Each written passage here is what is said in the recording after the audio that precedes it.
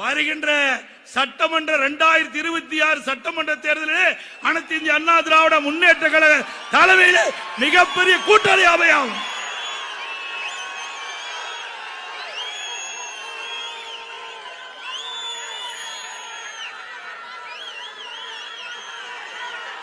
ஏன் என்று சொன்னால்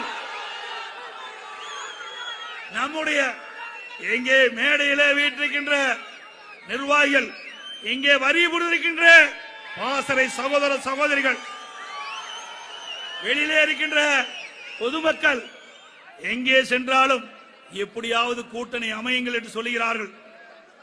எதற்காக? நாம் வெற்றி பெற்று ஆட்சி அமைக்க வேண்டும் என்பதற்காக.